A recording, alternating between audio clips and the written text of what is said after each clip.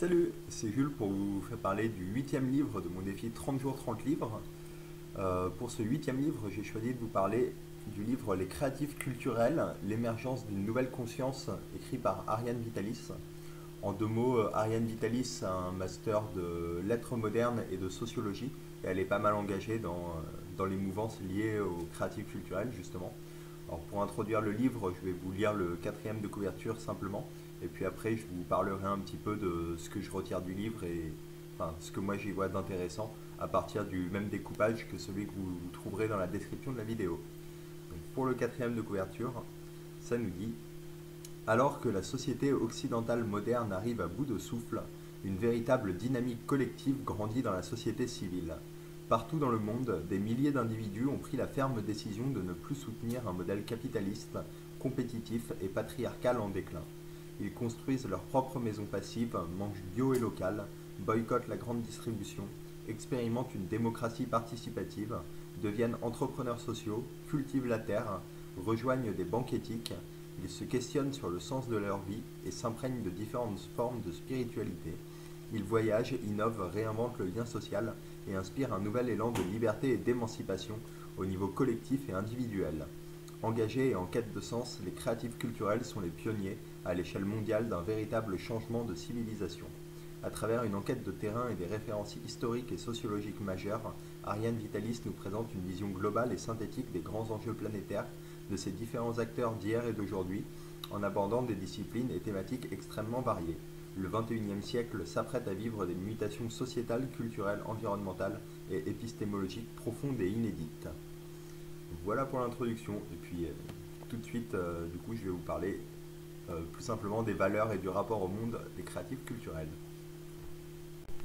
Le terme de créatif culturel, il vient d'une grande enquête sociologique qui a été faite par le sociologue Paul Ray et la psychologue Sherry Ruth Anderson, qui s'est terminée dans les années 2000. C'était une enquête sur à peu près 14 ans auprès de plus de 100 000 personnes. Et cette enquête les a amenés à diviser les personnes interrogées en trois grandes catégories. La catégorie traditionnaliste qui est plus tournée vers comme valeur vers le conservatisme religieux et culturel. Un deuxième groupe qui était les modernistes, donc plus animés par le progrès technologique, l'argent, la réussite sociale, avec une vision assez individualiste et matérialiste. Et enfin, du coup, ce qu'ils ont appelé les créatifs culturels, une troisième voie qui, dans les années 2000, représentait à peu près 20% de la population aux États-Unis et représente maintenant plus d'un tiers de la population. Donc c'est le groupe qui grandit le plus vite actuellement. Et donc ces créatifs culturels, avec un rapport au monde qui va plus questionner les bases des pratiques dominantes, questionner ce qui va de soi dans les idéologies dominantes, et avec quatre pôles de valeurs qu'on retrouve chez les créatifs culturels dans leur enquête, qui sont un attachement à l'écologie, une ouverture aux valeurs plus féminines, une ouverture à la spiritualité, le développement personnel et l'introspection, donc tout ce qui va plus vers soi-même, et une implication assez forte socialement avec des initiatives solidaires, de participation citoyenne ou des choses comme ça, auxquelles une enquête en France ont rajouté deux autres pôles de valeurs qui sont l'idée d'être plutôt que d'avoir, et d'être vraiment dans une ouverture multiculturelle aux autres. Donc si pour résumer, dans ces pôles de créatifs culturels, on retrouve beaucoup les idées de partage, de créativité, de buen vivir, donc cette notion chère à Patrick Vivray, et la question de porter des alternatives, d'assurer une transition, de créer le monde qu'on voudrait voir demain. Et donc quelque chose qui ne se réduit pas du tout à la notion d'écologiste, mais qui est plus vaste, avec une vision d'ensemble, une vision holistique du monde, et aussi à la fois transdisciplinaire et basée sur de la spiritualité. Au niveau de ce sur quoi se construit finalement les actions des créatifs culturels, on retrouve une certaine forme de critique qu'on peut retrouver aussi chez certains militants ou chez les altermondialistes par exemple, mais ce qui est assez particulier et souligné par Ariane Vitalis dans son livre,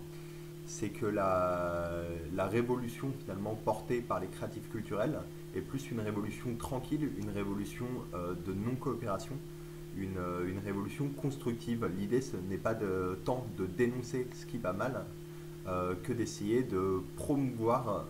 les alternatives, promouvoir les changements qu'on aimerait voir, et en mettant en avant en premier lieu l'intégrité morale des individus qui va compter plus que le résultat auquel on arrive. C'est un peu dans la même optique que lors des mouvements de protestation contre la guerre qu'on avait aux États-Unis. Il a fallu à peu près 20 ans pour passer de logiques de mouvements contre la guerre à des logiques de mouvements pour la paix, et avec un état d'esprit qui change assez fortement entre les deux. Et c'est un peu cette idée qu'on retrouve chez les créatifs culturels, d'être dans une logique de contestation pour quelque chose, pour créer un monde nouveau, pour mettre en place des valeurs qui vont être justes par rapport à ce que les personnes veulent vivre. Un autre point que je trouve assez essentiel dans cette notion de créatif culturel, c'est l'idée d'une évolution de conscience. Quand je parle d'évolution de conscience ou quand le livre en parle, c'est un peu dans la logique que les créatifs culturels ne sont pas juste dans une optique de remplacer la culture existante par une autre culture d'une manière relative, mais plus de modifier en profondeur les valeurs qui vont sous-tendre les relations humaines, enfin, ou les relations à l'environnement. Des caractéristiques qu'on retrouve principalement dans ce modèle et dans les modèles d'organisation où on retrouve des créatifs culturels, ça va être l'absence de construction pyramidale et plus des logiques de conception horizontale, interdépendante des relations entre les personnes, avec une conscience forte des interactions entre les individus, et portée sur les connaissances qu'on peut avoir de ces interactions, de ces relations, à la fois aux échelles macroscopiques et même inter-individuelles, au niveau de toutes les relations et pas juste sociétales. Peut-être plus dans les faits, ça va se retrouver en termes d'organisation, des relations basées sur le partage, sur l'autogestion et la coopération. Donc avec à la fois du partage des idées, du partage des savoirs, les logiques d'open source, qu'on retrouve dans les logiciels, mais qui s'étendent de plus en plus même à des choses matérielles, la notion de bien commun, tout ce qui va être do it yourself, fabriquer soi-même les objets dont on a besoin de manière collective, et de libérer du temps pour la créativité, pour des pratiques plus de développement personnel, de respect de la nature. Ce qui est assez paradoxal avec cette mouvance des créatifs culturels, c'est que malgré l'augmentation assez forte du nombre de personnes qui se retrouveraient dans cette catégorie, d'après les études sociologiques, la société ne reflète pas ou reflète très peu cette manière de penser, cette recherche d'une conscience globale, puisque historiquement, on vit dans une société qui mélange encore à la fois fortement modernisme et tradition, mais sans avoir, tout en restant assez divisé sur tous ces aspects-là. Et ce qui va faire que les créatifs culturels, il y a 10 ans au moins, d'après l'étude, se sentaient assez isolés, assez seuls, et notamment parce que parmi les mouvances, par exemple écolo ou militants, ou parmi les personnes qui vont méditer, si ces personnes sont focalisées uniquement sur cet aspect-là de leur démarche, de leur pratique ou de leurs valeurs, alors ils ne vont pas tomber dans la catégorie créatif culturel, alors que les créatifs culturels vont avoir tendance à s'intéresser à tous ces champs en parallèle les uns les autres, comme quelque chose de plus global. Et cette idée fait que le créatif culturel ne va pas forcément savoir où trouver ses semblables, puisque ce n'est pas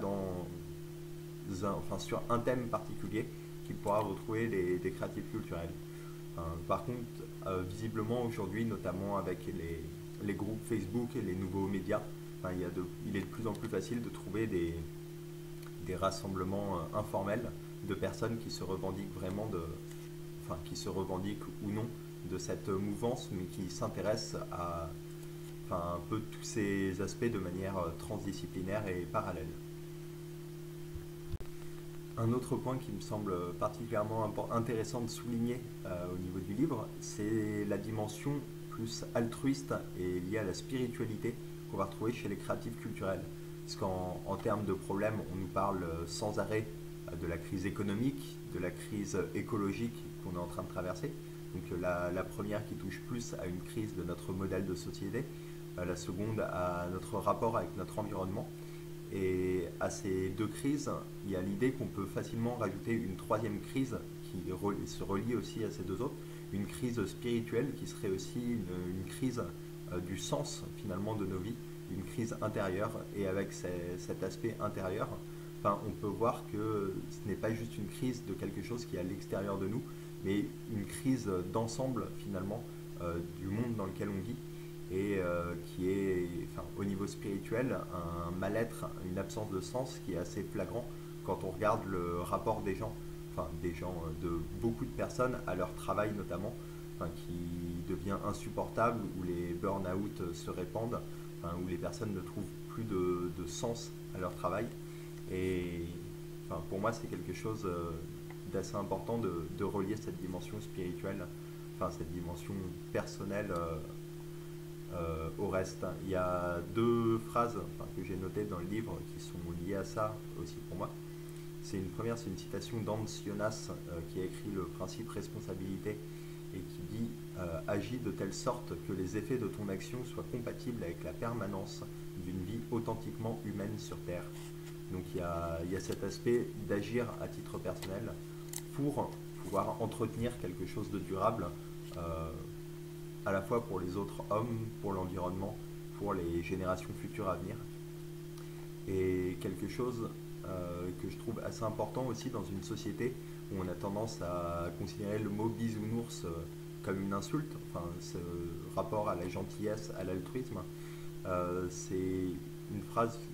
dans le livre qui dit « Compassion, altruisme, attention et gentillesse ne sont pas des bons sentiments. Ils sont la condition nécessaire à une humanité viable, responsable et respectable. » Et ça, c'est quelque chose que je trouve fondamental, avec lequel je suis parfaitement d'accord, où pour moi, il y a un vrai travail à faire pour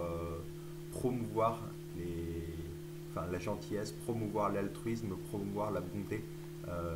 qui manque à nos sociétés parce qu'on dénigre ces sentiments qui ne vont pas avec les logiques de compétition et d'individualisme. En guise de conclusion, avant de vous orienter vers quelques médias ou pages Facebook que vous pouvez suivre si jamais ça vous intéresse d'en savoir plus, je pense qu'on peut dire qu'avec les créatifs culturels tels que les décrit Ariane Vitalis, on a vraiment l'idée de l'émergence d'une nouvelle culture et de nouveaux modes de vie qui sont en train de prendre forme et afin de créer des conditions finalement de vivre autrement, à la fois dans le respect de l'humanité des êtres humains et dans le respect de la nature, et que ces nouveaux modes de vie se traduisent par une réinvention à la fois de l'économie, de l'agriculture, de l'énergie, des médias, des manières de voyager, des manières d'habiter, donc de l'ensemble finalement de notre mode de vie. Et avec un mot d'ordre peut-être qui rejoint beaucoup la citation de Gandhi, soyez le changement que vous voulez voir dans le monde, c'est l'idée que l'harmonie du monde découle finalement de la conscience de chaque individu. Et sur ce, je vais simplement vous recommander quelques médias si vous souhaitez, et je les mets dans la description aussi pour que ce soit plus simple. Alors comme magazine à suivre pour suivre un peu toute cette mouvance, ce foisonnement d'initiatives, d'alternatives et de nouvelles manières de faire, il est possible de lire Kaizen, le magazine Oui Demain, le magazine Social Terre, ou sur internet des newsletters comme Spark News, Courant Positif, Shamengo, ou comme magazine sur des thématiques plus particulières, des choses comme Silex ID ou Ultreya sur tout ce qui est spiritualité pour le deuxième et plus do it yourself dans le premier. Et si vous voulez rejoindre des groupes Facebook pour voir ce qui se partage là-dessus, il y a des groupes comme Devenir autonome, agir local, penser global, le groupe Les bâtisseurs du nouveau monde, le groupe Un autre monde est possible et indispensable, et enfin Pour un monde éco-logique, ou encore suivre la page de Mister Mondialisation par exemple, et je vous mets tout ça en bas. Et sur ce, j'espère qu'il y a des choses qui vous parlent là-dedans. Enfin, moi, toute cette mouvance, c'est quelque chose dont je me sens très imprégné, et je vous invite à découvrir ça, à aller plus loin, et enfin, n'hésitez pas à me contacter pour en parler. Sur ce, je vous souhaite une bonne soirée.